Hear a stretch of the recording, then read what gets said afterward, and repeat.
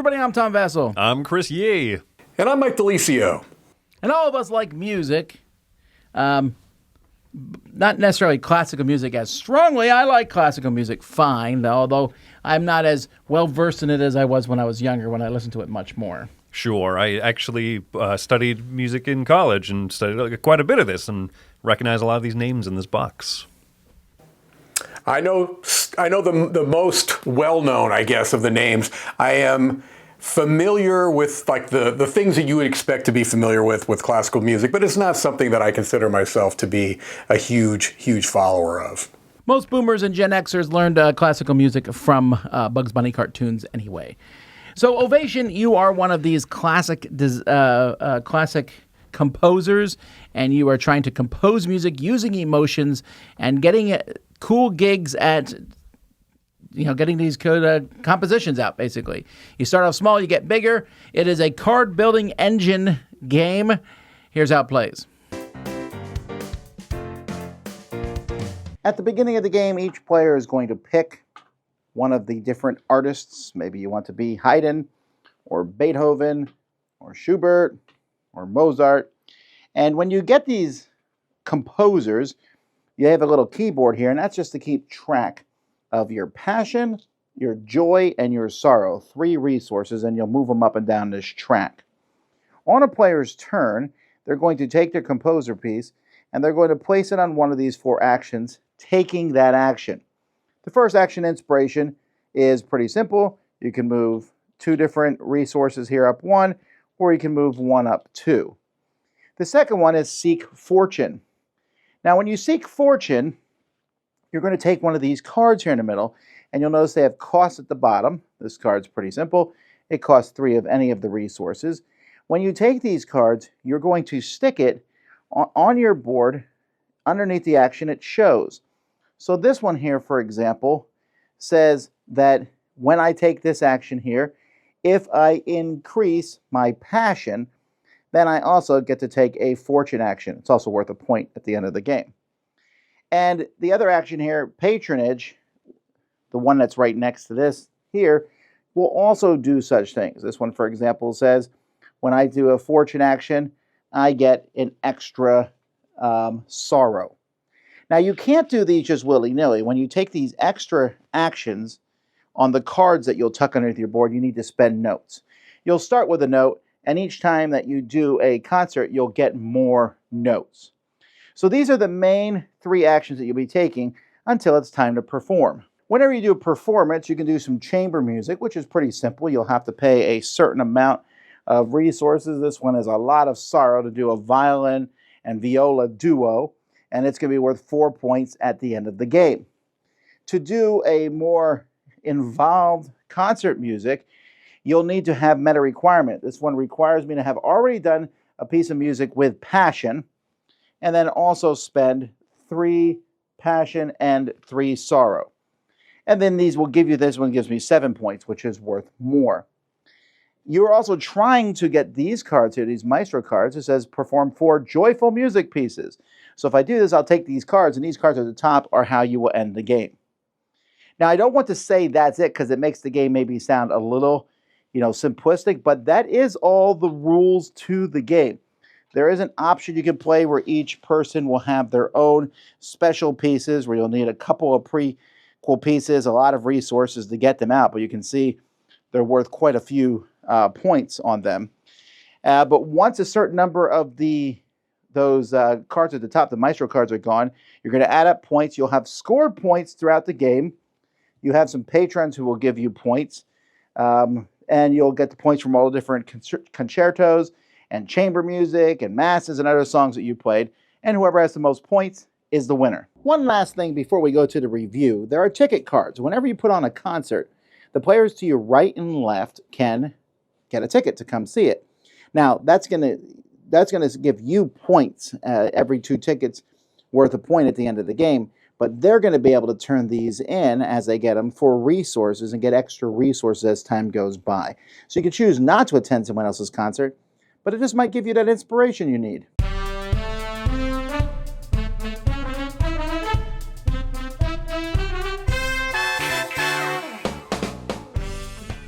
I want to give a lot of props here to this Looking Glass Workshop, who's the initial publisher of this, just to the effort they put into small components like the keyboard looks really good, and the little musical notes, and the artwork, which is kind of a little cheesy-esque, cartoonish, but it comes together, I think, in a nice, it's not a big production, but it's a nice small production. My only complaint would be, as dumb as it is, moving the things up and down the notes. They cover up the numbers sometimes on the piano, and you have to pick them up to move them. You can't just slide them. And I like the fact that you have to pick them up because they're discrete zones, so you won't accidentally bump it and go, oh no, how much passion did I have? But the small downside of having the very thematic keyboard is that the sharps and the flats are not as big of storage spaces as the white keys. But that's a very small complaint to have. I agree with you that it looks kind of kiddish, but at the same time it looks really well put together in a way that I like. Yes, it's very cohesive, and the player board, the keyboard, is a little bit gimmicky, but I think it works. I'm not a huge fan of the art, I have to admit. It doesn't draw me to the game. You know, the theme drew me to the game. The look certainly didn't, but it's not something that is like so bad that I can't enjoy the game. It just is not my style. And I get that. My complaint, I think the production looks good. My complaint might be slightly, I think the theme here is pretty well done. I mean, you're only going to get so much out of, you know, sorrow and the different emotions. We're not thinking that. I'm like, this one needs 3 red and 2 yellow resource, right? But they do a good job at matching the music pieces needed for the different themes. And later on when you're doing the different symphonies, you need, you know, a violin is the main part of maybe this symphony, so therefore it makes sense to have that first before you put that one out. I like that. My complaint, though, is with all these cards, and it's a big card engine builder after a while. You're going to have several cards out there and all. It sometimes can be a little confusing as to what all the symbols do. This action makes another action go off, and then that action goes off, and then on that action I use a musical note to do this thing. And just keeping track of everything.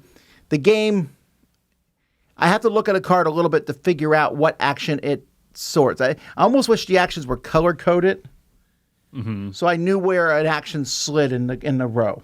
And when I played this, there are people who have a little bit of a hang-up between the difference of when do you get something for free, or as you know, it might cost a music note, but when do you spend a music note here to then shift your action marker to a new column to get that action and then place out a music note, which might shift it again?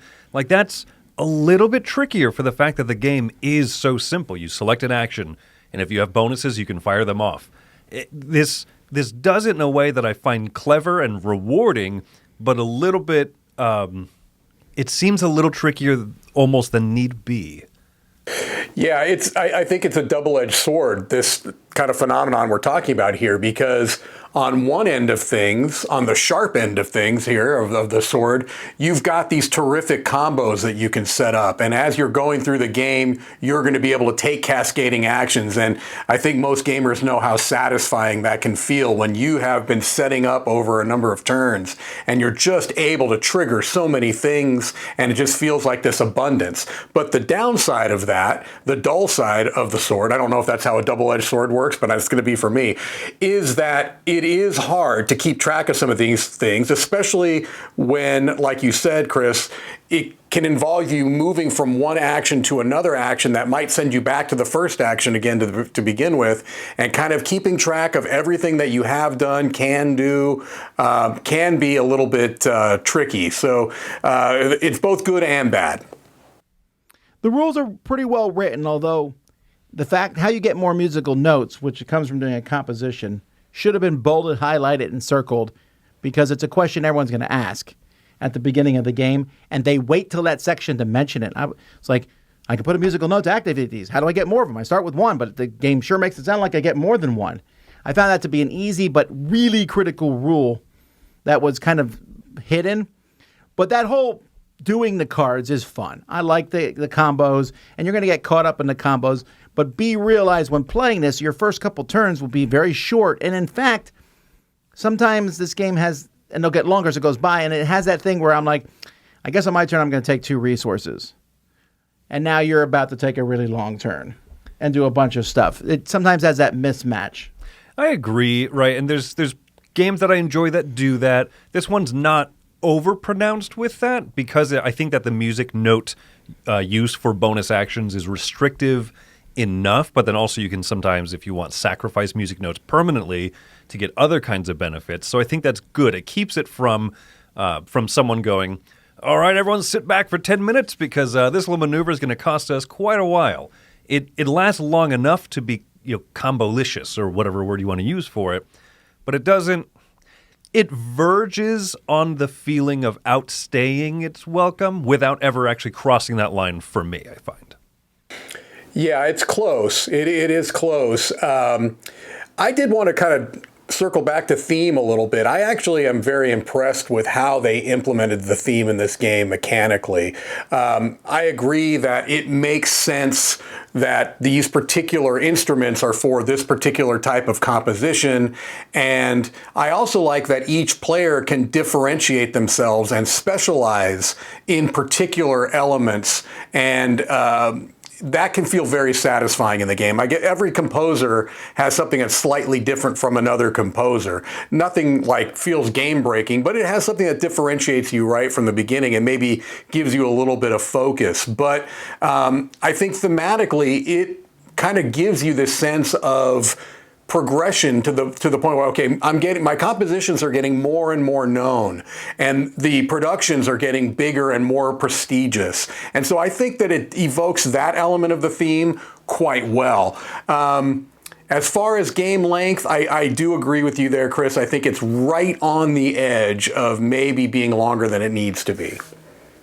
Do either of you ever, other than the very final turn of the game, we're in a fit of annoyance, I'll be like, I'm not coming to your concert.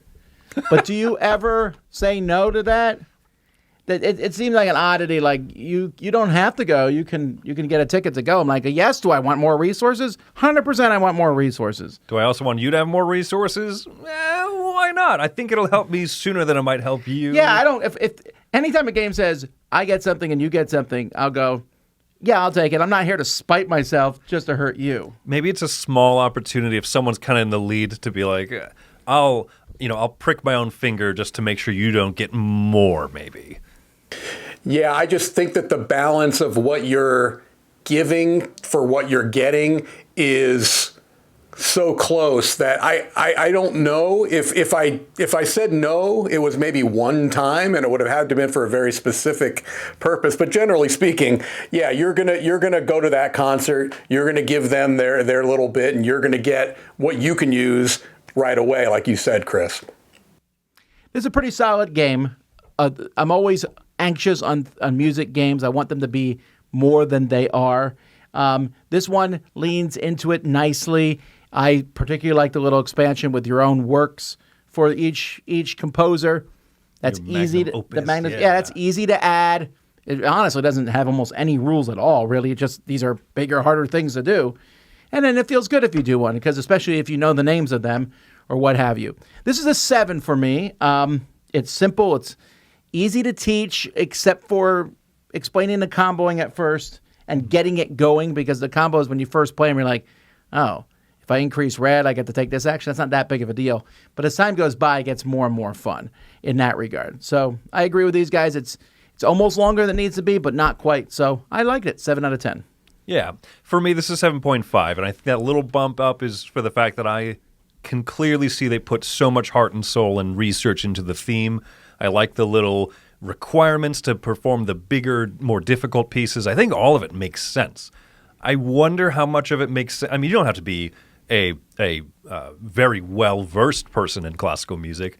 I think that the idea of chaining and requirements will make sense in general, but for me, they make extra sense, and I love that. So the thing that I would compare this to, I try not to compare too much in reviews like this, but if you've played Gizmos, this is kind of a similar game to that. mostly simple turns, chaining more actions as you kind of go along. Ultimately, I enjoy that one, and it moves at a better clip for me. But this gives me similar feelings, so it has some nice, it has some really nice gameplay, and I adore that theme. So 7.5 for me. Yeah, it seems we're quite all aligned here. I'm also at a 7.5. I do think that this will be potentially more appealing to people that have kind of this love of classical music, especially because the game is not a gateway game, but it's not a heavy game either. So I think that it has appeal to people that like classical music that plays board games, and I think they'll get satisfaction of that. I almost wonder if it would be a turn off for people that don't like classical music. They would actively avoid it. I don't know about that, but you shouldn't, because it's a really, really good, solid engine building game, combo-y type of a game, and it is one that you other than, and this is really why it comes down a little bit for me than it might have, is I do agree with what Tom said. I wanted to circle back to that, is that certain games where one of your actions is getting resources, it's done in a way where it doesn't feel quite as lesser than the other ones. This one definitely feels that way. I feel like when I'm taking that action, it's because I can't do an action that I really want to do. And so that can be a little bit of a bummer when you've got these incredible turns and then you've got, I'll get some resources. So that's a little bit of a knockdown for it. But otherwise, really solid game, 7.5. Well, there you go, folks. That's Ovation. Thanks for watching. I'm Thomas Beethoven. I'm Chris Maurice Ravel. Yee. I'm Mike Vivaldi. Ooh, clever.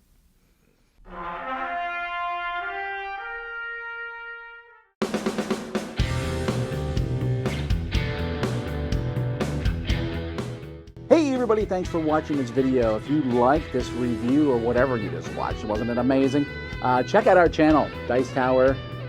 We have all kinds of things. We review games, we do top 10s, we play games live. It's all about board games, but especially the people who play them. Check out Dice Tower YouTube channel.